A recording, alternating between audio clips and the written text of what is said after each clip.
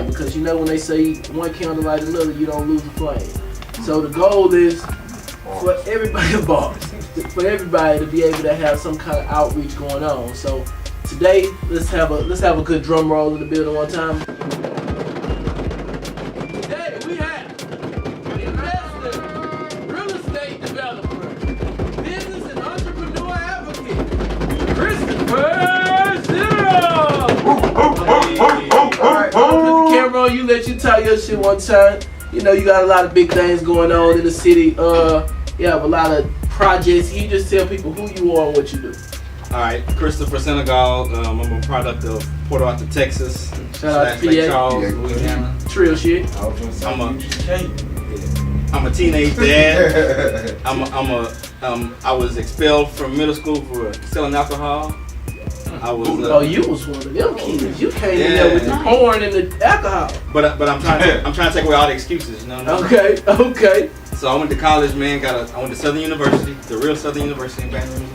The real. No shade to TSU.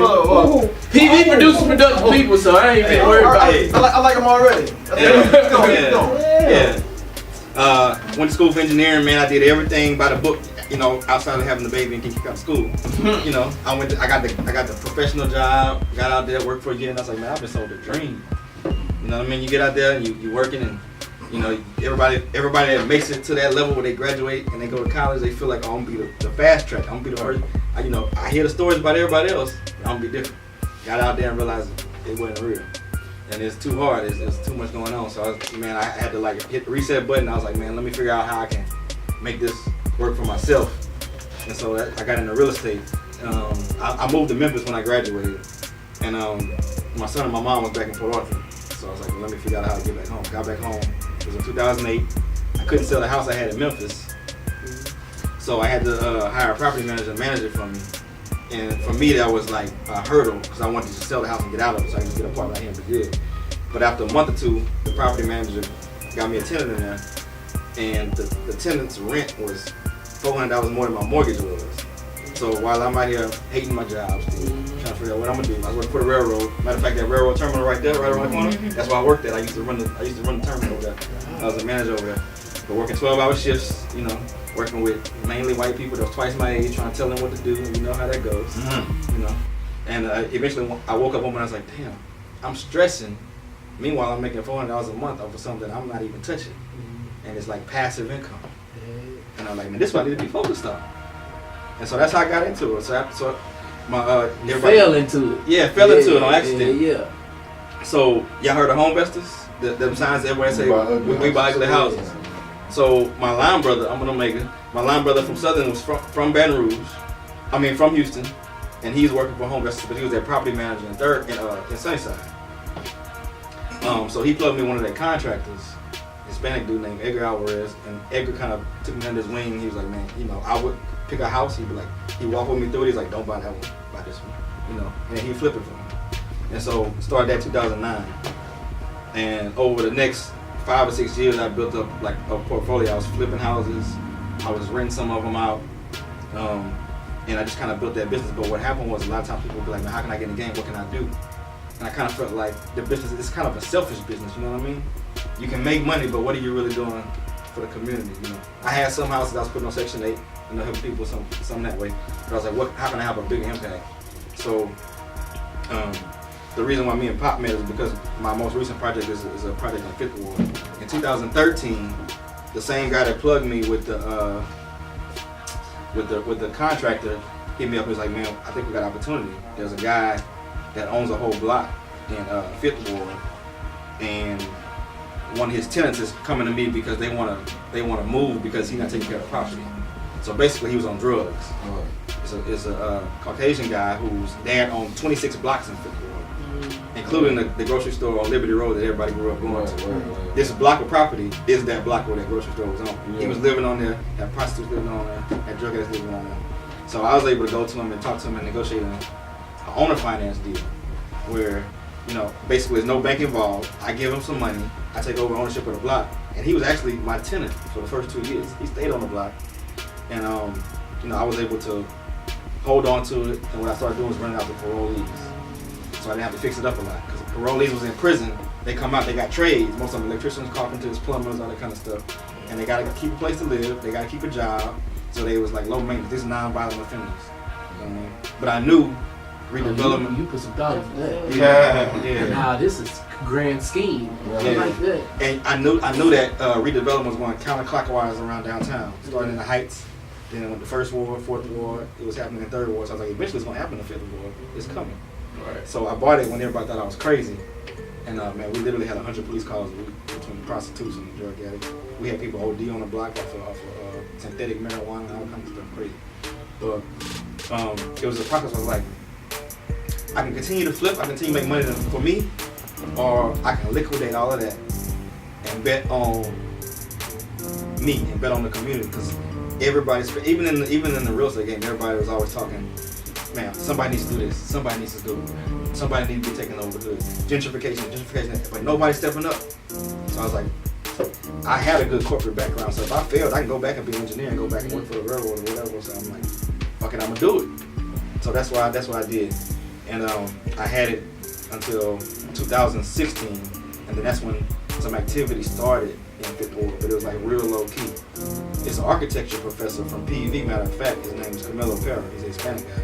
And he had started, he bought a bunch of lots from the city in 2011, like cheap, like $1,000 a piece. He bought like 75 of them. People don't know that they be shit like that. It'd be like that. And so he started building houses, but he was selling them $250. But I happened to put him on MLS. He didn't use no realtor. As he was building, people would come by and start buying them. So I was like, okay, what's time for me to make a move on what I got?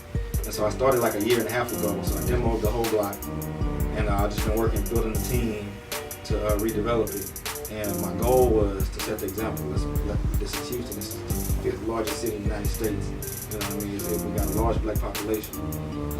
Let's set the example here. So over the course of time, I've been building a whole black team. Everybody on my team is black.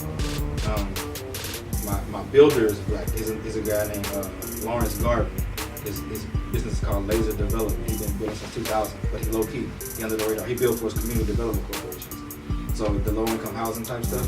He built 350 houses last year under the radar. I was trying to work with Mr. Mayberry, Mr. Sharon Mayberry Homes, but he's very busy. He has his own profitable business. So I got to work with Mr. Garvin. Mr. Garvin kind of took him under his wing because flipping is a whole different game from new construction. You know what I mean? This is a whole different game.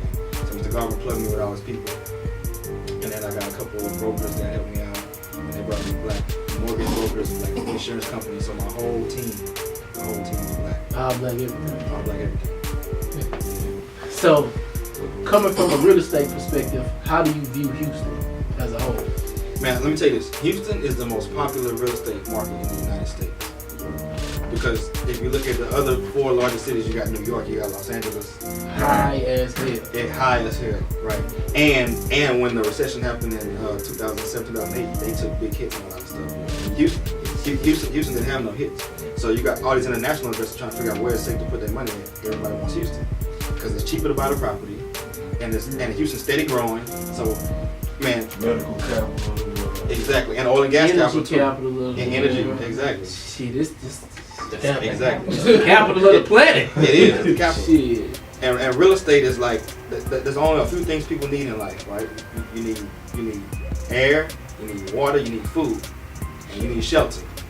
Housing is never gonna go away. No matter how technology changes, no matter how that changes, everybody's gonna need somewhere to live. Period. So when you're in Houston, you at the mecca of all of those options. It's highly competitive, but if you can get in where you fit in, you know what I mean, you can make money. You know what I mean? It's like sticking a cup in the middle of a water hose. You're gonna catch some water, right. Even though it's high pressure. There's a lot of people trying to get it. Mm-hmm. So like how we me and my brothers actually went to before we started doing this together. We were going to a couple real estate seminars and shit, man. I actually went to a couple networking events where like the older white folks, you know how they meet every month and they talk about what's going on. They You got this thing called Rich. Right. Yeah, Real Estate Investment Club in Houston. Yeah, Right. Lifestyles Unlimited. There's a bunch of them. Real. But like, man, they like people like us, we migrated towards each other, but you know what I mean. Of course, they stayed towards each other. So like, how did you survive in the game and maneuver? Like, do you think the universe lined you up in the correct way and just put you with somebody that took you under the wing, or you kind of research the people that you learning from? I think it's a combination of both, bro. Because there's my circle is probably about 20 of us. All look like me. All the same age as us. We all doing the same thing. A few of them network in those circles, but it's just an affinity. You know what I mean? Like people have an affinity for people that look like them and talk like them. Right. I'm not even gonna call it prejudice. It's just a preference. You know what I mean? Right. You see lions with lions. You don't see lions with tigers every day. There's no prejudice there, but it's just like birds of a feather kind of flock together. So yeah, and the age we're in right now, most of the people that's in my circle, they learned it off of YouTube. You know, they started there. Some of them went to some of these events and they learned something, but they charge you so much to get the knowledge that it becomes. They keep milking you. Right. They feed you a little bit and a little bit and a little bit at a time. In business, you know what I mean, it's called a barrier to entry, right? So it's either a cost barrier, it's a knowledge barrier, something that keeps you from getting into an industry, right? But with YouTube and social media and all that kind of stuff, it kind of breaks down that barrier, so it's not there anymore. Right. I was lucky enough to find a mentor, Hispanic brother, who was willing to take me under his wing, you know. But a lot of these other guys, they're younger than me, man, and they were killing it. They were killing it for real. So I just want people to notice that his shirt says, "I play Monopoly for a living." for a living. And he ain't bullshitting. That's really how the game goes. Yeah. So my question to you would be, for a regular everyday person, whether they work a job or they just struggling to survive or got a small business, how easy is it or hard is it for people to go into real estate, and what do they actually need? So man, there's so many different areas of real estate you can go into. The easiest way to get into real estate is a business called wholesaling. Wholesaling doesn't require you to actually have any capital except for what it costs you maybe to market something. So anybody in Houston that's been around, they see them handwritten permanent market signs that say, "I buy houses cash" on the corner. Most of the time, that's not somebody that has money. That's somebody. Go ahead. I know a strategy, wraparound mortgage. Wraparound mortgage. Yeah. That's one of them. So that's a technique you use after you get the people to hit you up, right? So wholesaling is basically the business of finding a distressed seller. That's somebody that's going to foreclosure, going through divorce. They back behind taxes. They lost their job. They got to get out of their house quickly. And even though their house may be worth, let's say, 100, they willing to get off of it for 50 just to sell it quickly because they just want to go to they don't want to go to foreclosure. So you get it for 50. You turn around and buy and then find an investor that'll buy it from you for 55 or 60. And you make 5 or 10 grand for not doing nothing but getting the property under contract and selling that contract to somebody else. That's the easiest way to get into real estate and have a cash flow. Now, if you don't want to go that deep and you don't have the time, you can. Most of these wholesalers will even pay finder's fees. So you just see an abandoned house, you send them an address, they do the work. If they get the deal closed, they pay you $500,000 just for sending them the deed. That's the easiest way to get into it. And most wholesalers start there, and then they transfer over into investing, where they watch the investors that they sell the deals to, they watch what they do, and then they start buying properties. Is that what they call? I think it was bird feeders. Bird dog. Bird dog. I did bird dog one time. I saw this is some cold shit too, because I had to call like 50 different. I did that like 50 different houses. You know, you always see abandoned houses in the neighborhood. We stop and get the address to all of them. Go to the tax assessor website, pull up who owned it. Go to anywho.com, pull up the information. It'll come up with all of their addresses and a phone number that was like in the yellow pages or whatnot. Call them, see if they trying to sell their house. If they owe money, then I was having my homeboy do it. They had like I went to Fortune Builders. They have like something that you just read it out. Yeah. And script. Yeah. You read the script, and they either basically gonna tell you yes or no, they'll sell or they ain't. Especially, and one was for if they in debt or if the house just dilapidated, and you know what I'm saying, whatnot. So we did that for like 50 different houses. Got one under contract. We sold it for like whatever it was. We made like $6,000. But that was in 30 days with me going to that class. I made $6,000. And we ain't do nothing else after that. But it's that possible. It's that possible to actually drive around your own neighborhood, see a, you know what I'm saying, see a trap, see a Vaco, and figure out who owns it and if they want to sell it. Because 9 times out of 10, if it's vacant, they want to sell it. Or it's just in their family and they ain't doing nothing with it. Especially what we learned was if it was paid up, that means they just pay it, but they don't care about it. Right. I bet it was you make more money than you make working on 160 hours. Oh, for a lot of people, yeah. $86,000 more than they're making what? Yeah, bro. Some of the most successful people are the ones that get out of prison out the drug game or whatever, and they can't get no job, and they fall into this business. You know what I mean? Because nobody checking your resume or checking your criminal history. They just want to know the price of the house. Exactly. Or how much they gonna make out of the house. You know what I mean? Yeah. So yeah, it's a great industry to get into. All right, so we talked about Houston as a real estate development city, but now just as the culture of Houston, how do you like it? How do you like the people that you run into, and what's going on here outside of what's going on anywhere else? Man, I just love Houston because it's kind of prime. You know what I mean? Like you got the other mecca for us is Atlanta, but Atlanta's kind of saturated already. You know what I mean? And surprisingly, New Orleans has had a resurgence of young entrepreneurs, but they're more like in the tech space and the event planning space. I like Houston because it's budding for entrepreneurship and business also. You know what I mean? It's a lot of like minds, like really ready to do something. So there's tons of potential. And with us being so much bigger than other cities, I feel like we got all the opportunity in the world. That's why I love Houston. And when you look at gentrification, a lot of people like I don't really complain about gentrification. I just look at it as anybody can gentrify. They're just cleaning the neighborhood up. But who's doing it? So when you look at gentrification from your level as a developer, seeing other people, how do they prey on communities that are low income? To be honest with you, I don't even consider it praying. I just consider it business savvy. Yeah. Right. So everybody wants a deal, right? And everybody wants to know where they can make the most money. So what happens is the lack of education that we have, we don't know what's going on in the city. We don't know the city's plans in the next 10 years. Even though you can go to the city's website, go to the planning department to show you what they plan to redevelop in the next 10 years. Don't see Houston shit, it would look like Dubai. Yeah, exactly. It look like exactly. a river. Exactly. It does. And what it look like now? The hood. Yeah. So we look at it, we drive by. It's gonna be worth millions. Exactly. So whoever owns it needs to. We got to work. Yeah, and so we drive by it right now. It's like, man, that's the hood. Ain't nobody buying that. But we're not paying attention to the plans. Yeah. Meanwhile, everybody that's buying it paying attention to the plans. Yeah. Matter of fact, I got a DUI when I was 26. Right. This crazy story. I was doing volunteer work at a park at George Bush Park, and the main custodian over it, he was a contractor, and he also did real estate. And he was asking me like how I find my properties and all that kind of stuff. And I was telling him, he's like, nah, man, you gotta look at the city plans. He's like, that's what we do. And him and his partners that bought in Katy, before Katy started popping, he was like, we made this and we made that, we made this. He's like, I only work a job because I keep the benefits. You know what I mean? You know what I mean? So he's the one that opened my eyes up to the city plans and all that kind of stuff. Older white cat. You know what I mean? But that's what it is. So that's why right now Fifth Ward is hot. Because the same people that built City Center, they're about to build another development right there on Buffalo Bayou in Fifth Ward, south in the Fifth Ward. It's gonna be bigger. Ward, Acres Homes is the redevelopment district. It is. Hey, it is. If y'all haven't seen Fifth Ward the series, you need to watch it. Yeah, you need to watch it. They everything he's talking about right now, like they talking about that in that series. Yeah.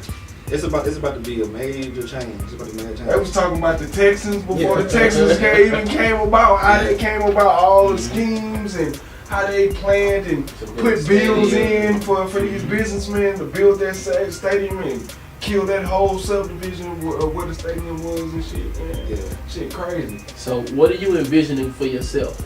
That's the direction you're going. What are your plans? Who do you want to be in the next 5 to 10 years? I want to take away the excuse for gentrification.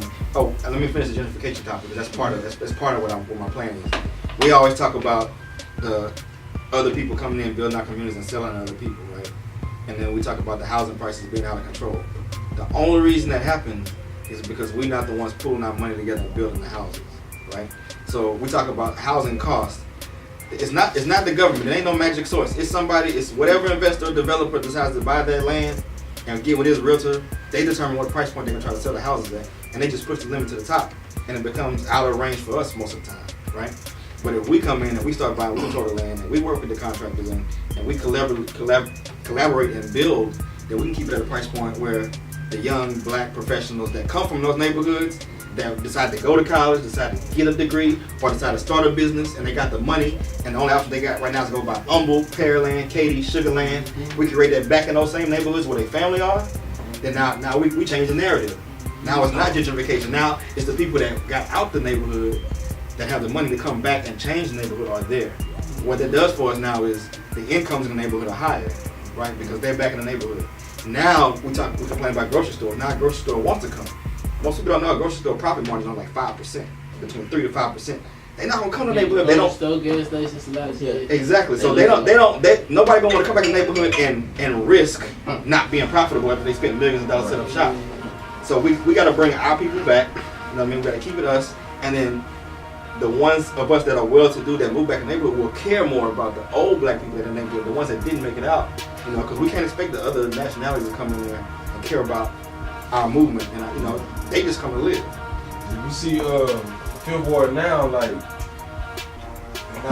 growing up, right on Lyles Avenue, I think before you cross the train tracks, that like Denver Harbor, that was all like Mexicans. And now that you go to Fifth Ward, like Mexicans came on our side of the track. You know what I mean? They starting to get all the old buildings, because that Lyles Avenue, that's historic in our community, because that was one of the first neighborhoods that black people settled in or whatever. Like, it's like South Park, the Third Ward. You know what I mean? But that strip, that was all black businesses and stuff like that. But you see a whole bunch of things starting to scrolling there and Bob houses and stuff like that. So you're right, bro. That Fifth Ward is historic because that was the first black settlement in Houston. Like, as a matter of fact, the block that I own was the center of Frenchtown. That's all the Creole blacks that moved from Louisiana. The first group that came to Houston, they settled right there. So, and with my development, like I had to rename the block, so I named half of it Liberty Square, the other half is Frenchtown. And it's gonna have a monument. It's gonna. Oh, that's live. It's fun. Yeah. We're talking about all that. Yeah. Do you charge for consultations? Like, for instance, if somebody wanted to get into the game and they just kind of wanted pointers, is that something you charge for? It depends. If I can see somebody's really hungry, I gauge it by character. If you go to my website, there's a fee. You know what I mean? But if I can gauge somebody's really hungry and I see that they really got interest, I don't really charge. What's your website? Is it on your Instagram? It's on my Instagram. My Instagram is _investor with no vowels. So INVSTR _investor with no vowels. Like that. Yeah. So you go there, click the link in my bio. I got a lot of free content. I got a lot of books that I suggest everybody read to give you the mindset that's the main principles for real estate investing and the mindset of entrepreneurship. And then there's links to my website. There's links to some of my free YouTube videos, training about like real estate investing, all that kind of stuff. All that's there. So y'all can find all that. I checked out that Rich Dad Poor Dad. I love that book. That's one of my favorite. I read that one. That book and Think and Grow Rich was the two books that changed my life. I ain't gonna lie. Yeah. You could tell when somebody read them two books. Yeah, it's a different mindset. Yeah, completely different mindset. All right, so Donald Trump and not Donald Trump. Well, I guess it was just some political things where they were saying that people were creating opportunity zone investment plans, and they were saying that the affluent were going to be investing big into opportunity zones. So, can you basically break down to people what is an opportunity zone? So the federal government always like teeters and totters in the low income neighborhoods, trying to figure out how to get development and reinvestment in those neighborhoods. And the easiest way for them to do it is to say, I'm not going to charge you for taxes. You know, because most people look at if I'm going to invest somewhere, what's the great return on my money? Right. So, and what they do is they look at the impoverished areas and they're saying, if you go and invest in here, you want to pay taxes for a certain amount of time, where your taxes will be greatly reduced. Unfortunately, the people that have the money to do that, most of the time aren't us. Right. You know what I mean? So that's where the issue comes in. So even though it may create a spur in low income housing and those types of things, we still won't be the owners unless we're pulling capital together, figuring out how to get access to the resources for the funds to actually get the loans to do the projects. So that's why I come in at, and I know that this is something we just talked about, but if I look at every neighborhood like a business, if it's Fifth Ward, if it's 80,000 people in Fifth Ward and I know it's 10 people with $20,000, ain't no way they shouldn't be able to figure out how to reinvest into the neighborhood and turn it into something. So what do you feel like neighborhoods could do to improve the situations and the living conditions that they have to put up with? So, number one, I want to say that, you know, something that we do, I think as a culture too much is we try to convince everybody. You know what I mean? Like, we get frustrated when everybody don't get it. But you don't see the Caucasian in Silicon Valley, the Caucasian on Wall Street complaining because the people in trailer park don't get it. Right. They do what they do. Right. And you don't see the Hispanic that risked his life coming over from Mexico to be a contractor complaining because his other 10 family members back in back in Mexico waiting for him to send them a check, right? So they get it and they move on. So I think number one, the ones of us that get it got to start pulling our energy on getting it and stop focusing on trying to convince everybody to get everybody on board, right? And get frustrated with that. Yeah, it only take 1% of the world rule. Exactly. So number two, before it was hard for us to invest in stuff collectively because there was this rule where you had to be an accredited investor to invest in the project. So you had to be worth $1 million or you had to make $150,000 a year before you could collectively invest in a project. Well, there was a Barack, one of the things he did was put in place, it's called anybody can invest in. And that's how Jay Morrison was able to do what he did in Atlanta. So anybody can invest as long as it's less than 10% of your income now. So if you make $100,000, you can put $10,000 in, like you said. And a lot of times it's just stated; they don't really verify how much you really make. So you can fudge the numbers there, but we can collectively pool money in these Title III crowdfunding sources, and you can raise up to $1,070,000 per round, and you can do one round a year. So that's a legal way for us to put our money together and build and start buying property in the neighborhood, and collectively putting real estate back in our pockets. You know what I mean? Okay. Now my next question, I want to ask you about enjoying life. I'm gonna show you a picture. Mm-hmm. Yeah. So, can we just go about I'm gonna tell them what it is. It's a car. It's a Lamborghini. The perks of actually going with your move and becoming successful and living how you want to live. How do you feel when you're able to do things and make different decisions that everybody can do? Yeah. All right, but let me clarify that. I don't own that car. I don't own that car. I could own that car. Right. Like this Fifth Ward project, I've literally over the flips and all that kind of stuff. I put about $400,000-$500,000 into that project personally. All right.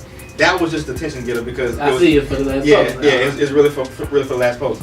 But I mean, I think people sometimes we get too much caught up in judging how somebody else chooses to spend their money, right? But people don't really realize. You think somebody got to be a multi-millionaire to own a car like that? They really don't. The lease on a Lamborghini is like $3,000 a month. So if somebody's figured out a way to start a business and they're making $20-$30 a month, them spending less than 10% is like you spending $40-$50 a month. You know what I mean? But it's all about what you choose to spend your money on. So I respect the people that come out there and they want to live a lifestyle, they want to be comfortable. It's not you can't put the burden on everybody successful to want to invest all their time and energy and help other people be successful. Some people just want to do it and live their life, and I can respect that too. Right, exactly. Some people want to get out there and want to motivate and build a community, and we need some of those. We need some of everybody. We need some Colin Kaepernicks that's gonna fight for civil rights.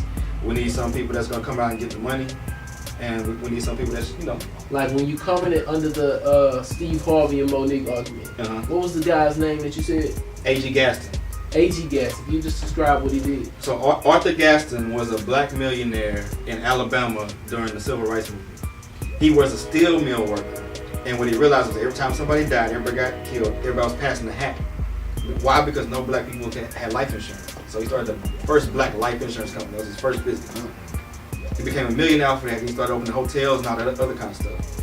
In Birmingham, Alabama, the heart of the South, where it's racist as hell, But what he did was he didn't protest when the civil rights movement came out. He wasn't like on the front lines. He wasn't boycotting, but he maintained those relationships that he had with all the white people, the people that was in the government positions and all that kind of stuff. Like at the same time, when the civil rights movement started, he was the one that went behind the scenes and was building everybody out. Y'all thought about that part of the process? You know what happens when you go to jail? Right. Yeah. The judge got to set bail. The judge could have been like, nah, we ain't setting no bail for nobody. But he had those relationships, so he's like, set bail for everybody. I'll pay for everybody to get out. Every time Jesse Jackson, Martin Luther King, all of them came down there, they stayed at his hotels for free. You know what I mean? But nobody really knows about it. So when people talk about like somebody's Uncle Tom, they'll sell out, they got money, they're not doing it. That's not true. You need people like Steve Harvey that's got the money, because if a situation comes up, who's gonna bail you out? Everybody can't be on one side of the coin. You need people playing every position. So yeah, that's the basic. But Arthur G. Gaston, man, he still died a millionaire. And this is the sad part though. A lot of his businesses went under after the civil rights movement because his hotels and all that kind of stuff. Black people started feeling like, oh, I can go to the white people hotel now. I gotta prove something to the white people, so I'm gonna go patronize their stuff. Crazy. And his businesses, a lot of them went under. He died with a few of them still in existence, but a lot of them went under. All right, so I kind of want to go into just talking about your story, and what is something that you can give practical value to people? I like when people watch an interview and they're able to say, okay, I can do this, that, and the third. I know it's going to change my life. So a lot of people that go to school to become a realtor, they don't have to be a realtor. Right. So what kind of team do you need to grow to actually go into real estate? So you need somebody that can give you true property evaluations. Somebody can give you true rehab numbers. So you need a contractor and a realtor for that. Outside of that, you're gonna, depending on what position you want to play, you're gonna need buyers, which is easy to do because there's so many real estate investment groups and so many ways to find buyers now. And then you need a way to identify the properties that you want to find.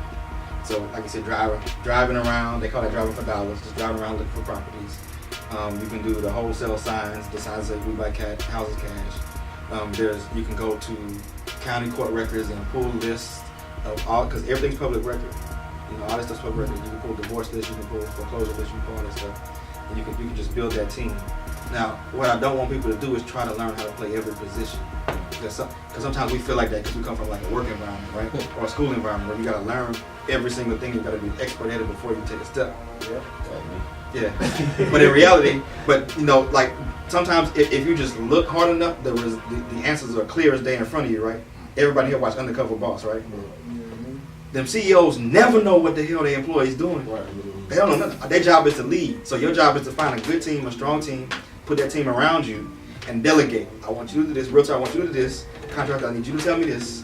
You know, and then we work it like that. You know, so that's something of value. I'll also say this: real estate ain't for everybody.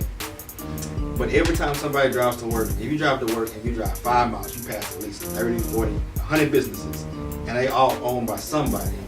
And what you see. No matter what you see, it's a bit. If it's not a major franchise, it's owned individually by someone that took a risk, right?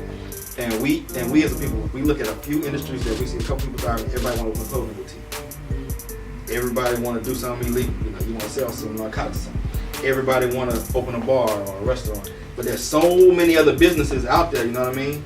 That I want people to start realizing if you work a job, most of the time a job pays a salary to an employee, and they make 3 to 4 times what it costs them to pay that employee or that employee.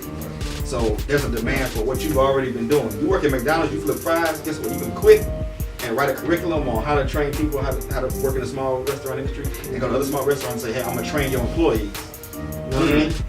It's a million ways to make money, so we gotta stop thinking so far outside of what our experience is and figure out how to turn everything back into an entrepreneurship endeavor. Because before integration, we had our own everything. We had to have our own everything. And we complain about slavery being the reason where we are. But before integration, man, we had it all. And now that we have technology, I just feel like it's going to be so easy for us to reorganize because it's at the click of a button. We don't have to have meetings. We don't have to have hour-long conversations. People just say, what you do? All right, here.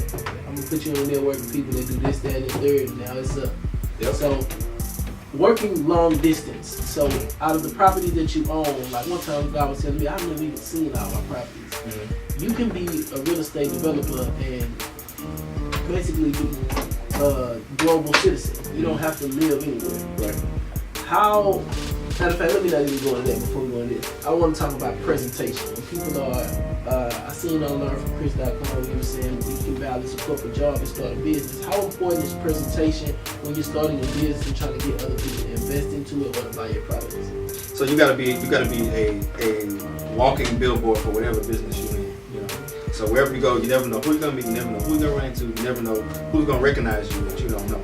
So you always gotta be, you gotta play the role of the position of whatever business you're trying to get into. You always gotta have a look, you know what I mean? And that's why I like to go to my Instagram. It's like, it looks like that for a reason.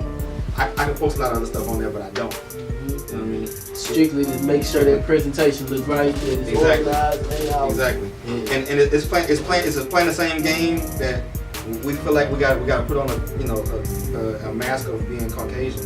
But man, I work with so many Caucasians in the railroad industry that when they get off work, they change too. Facts. You know what I mean? Facts. They change too, and they change worse than us. I've seen more infidelity with the married white people and all that kind of stuff. It's crazy, white bro. People definitely cheat. Way more. Black men don't cheat. Black men don't cheat. never happens. But yeah, bro. I mean, it's just it's like you gotta play the role to get where you want to be. You know what I mean? There was a post on the Black Wall Street page today about Mansa Musa, who was the wealthiest person ever, right? But what we don't realize now is like, even though he was that wealthy, it wasn't Africa on its own. Africa had the minerals and resources, but we had to do business with everybody. People came from Europe, they came from Asia, they came from Indonesia, they came from India to do business with us. And so if came from everywhere. The crazy part about it is, if you think about Mansa Musa, they said that he sent a flotilla of ships, which was 200 to the Americas, North and South America. So he sent 200 ships from Africa to Mexico, took back big ass stone carvings, took back maize so that they could plant out there so that they could have corn. So if they were doing all that back then, having commerce and economics, ain't no way we can't be doing this today. Precisely. And that's where the edge of the all black everything has to merge with the, we got to be doing global commerce. Because you look at the countries that were all black that rebelled against slavery, like Haiti, and they try to keep it all internal. They didn't realize the importance of the global economy, and they're very poor. You know what I mean? Like that's why if you look at any, like when they go out there and do them little specials and shit, like they talk to them little kids and they be like, hey, we're gonna bring you food. And if you listen to them, they gonna be like, nah, we don't want your food. We good. We don't want y'all help. Like they try to push the American help or anything American. They be like, nah, well, we already been through y'all. Ain't never tried to help us. We heard that before. Shit, fuck that shit. Yeah. So it's a balance between like asking for help and being able to bring a business proposition to somebody. Right. You know what I mean? And that's what the difference comes. That's what we got to get back to that. You know, we got to be able to start creating things that, I mean, we have them, like, you know, the fashion, the culture, we have it. We just been victimized or been controlled by other people that had the money because we go to them. And I think that's one thing that's hurting us as well, is this like melanated people as well is not messing with each other. You got the stereotype of like Africans don't mess with African Americans, African Americans don't mess with the Afro Caribbeans and all that. Like we gotta break that, you know what I mean? Because all of us fighting the same war. Because what we going through over here, they're going through the same exact thing over there. Yeah. Okay, my next question is gonna be basically about, nowadays you got a lot of kids like, I don't want to go to school, I want to go to college, this shit ain't for me. How do you feel about, you know, not just college versus success, but what would you tell somebody that didn't want to go to college or that wanted to go to college? What's the benefits and what's the pros and cons? It depends on what your profession is. If you want to be a doctor or a lawyer, college is mandatory. Yeah. If you want to be a business owner, entrepreneur, college really. You just want to be rich, it ain't got. Yeah. It's because there's so many other ways to make money outside of going to school and going into debt, find a college degree, get a trade. You know what I mean? Learn how to do a skill. I mean, where I'm from, Puerto Rico, the big thing is going to the refineries. You know, and you got some of my classmates that went to college that's got degrees in like sociology, they're teaching stuff, they're making $40, $50 a year. The boys that didn't go to college working in the refineries making $120, $130 a year. You know what I mean? So we got to open our eyes up to trades and businesses, because you can get your electrician certification and start a company and be making way more than you could if you go to college. So it's like, if you're not going to go to college, you got to hustle. You got to figure out what industry you want to get in and how you can be consistent in that industry and make money. Alright, this is my last question, and I just want you to basically go off of this quote and say what it means to you. Your lack of dedication is an insult to those that believe in you. That's a post I made. Yeah. It's the truth. It's the truth. Your lack of people will see stuff in you that you don't see in yourself. You know what I mean? And you get caught up in trying to be perfect, and you get caught up on a timeline, and you give up because you feel like it's not gonna work. So then you go back and you listen to your other people in your circle that's like, man, go ahead and do this. You know, go get a job, bro. You're tripping. You need some benefits. You need this and that. Instead of focusing on living what you're passionate about, because eventually it's gonna pay off. It's like from the time we go to elementary school, we were taught that, you know, if you do something, you learn something, you get a reward immediately. You get a reward every 6 weeks. You get a grade. You know what I mean? You get a job. You get paid every 6 weeks. So when you get out in the world and you listen to people that's like, man, it's been a year. You ain't did nothing yet. What you doing? You know what I mean? But they don't look at people like Morgan Freeman, who wasn't 50 till he got his major role in his first big movie. You know what I mean? That's not since then. Yeah. Huh? That nigga been 50 forever though. Right, yeah. But I mean, you know, this is one example, man. It's just like, you know, if you give up, you let a lot of people down. You know what I mean? My dad was one. My dad was like an entrepreneur. They said he was in. My dad told me he was like middle school, like high school, like had a car wash and everything, little small town Louisiana. He in high school he worked at the grocery store, and he quit. And his senior year he became an accountant, just freelance accountant. So he was like working for the grocery store owner, like doing accounting for the grocery store. Everybody knew he was gonna be an entrepreneur. He went to college, got a degree, came back to Lake Charles and worked at the refinery for 35 years and retired. And so I guess I kind of picked up the baton where he left off. Yeah, that generation. You can say, let me get some of the generational wealth. Yeah. But yeah, man. I mean, sometimes people see more in you than you see in yourself just because you're critical of yourself. You know what I mean? And when you sit back and you give up, or you let the negative opinion of people that you shouldn't be listening to who aren't doing anything get in the way, you know, it prevents you from reaching your full potential. You let those people down that will leave you.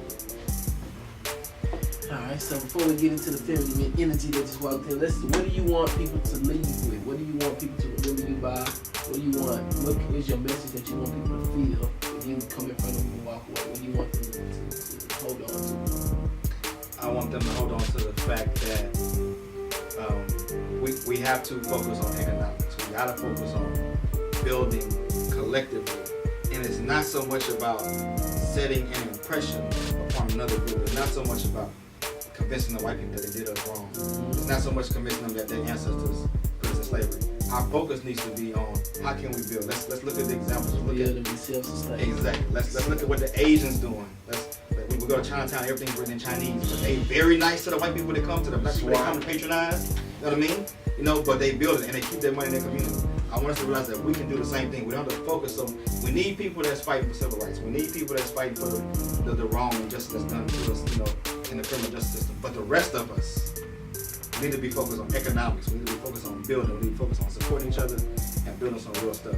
And like I said, y'all follow me on social media. It's _investor with no vowels. _INVESTR. There we go. For those listening on iTunes.